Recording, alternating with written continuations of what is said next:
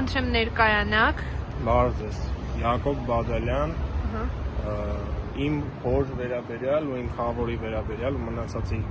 վերաբերյալ կոկայինի գործի վերաբերյալ կարող եմ ասել, որ անհիմն, լրիվ անհիմն ձևով առանց որևէ փաստի կարելի ասել 3 տարի արդեն շուրջ այս գործը կա ու նոր մտել են դատարան այն դեպքում, երբ որ բոլոր հիմքերը, բոլոր փաստերը, որոնք ապացուցում են, որ մենք ընդհանրապես ոչ մի կապ չունենք դրա հետ, մեր հիմնարկ, մեր բանը ներկրող հիմնարկ, եկել է մի տոննա կոկային, որը ընդհանրապես աշխարհում այդպես դեպքեր շատ են լինում, Եվրոպայում, տարբեր տեղերում լինում են, հա, մեծ քանակությամբ հայերել, բայց աշխարհում այդպես դեպքեր շատ են լինում, առավել եւս, երբ որ մենք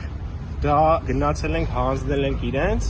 այսինքն մեր հիմնարկի աշխատողները գնացել են ու հանձնել են ԱԱԾ այդ եկած կոկայինը, ոչ թե հայտնաբերվել է, ու դա էլ կա գործի մեջ, դրան բազմաթիվ փաստեր, թե զանգը, Միրան Պողոսյանի զանգը, պարոն Աբազյանին փաստում է դա, թե տեսախցիկներով նկարանված, որ օրը ցերեկով պայստի մեջից մարդիկ բացում են այդ կոնտեյները, զարմանքից չեն իմանում ինչ անեն։ Այդ ամեն ինչը կա, ու այդ ամեն ինչի հետ մեկտեղ 3 տարի է,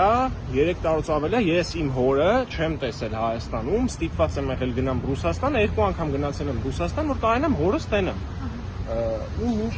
մինչև հիմա այս դատարան նոր է մտել գործը ու դատավորը անընդհատ հետաձգում է։ Երկրորդ անգամ արդեն հետաձգում է, ինչի պատճառով, որ մեր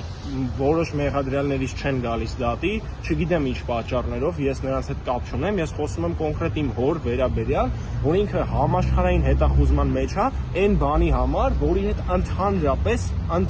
ինքը ոչ մի Ձեր հայրը Գագիկ Բադալյանն է իմ հայրը։ 3 տարի ներկրող ընկերության անունը կասեք, որն է այդ ընկերությունը։ Մրգենի սփռը։ Եվ խավորի մասին խոսեցիք։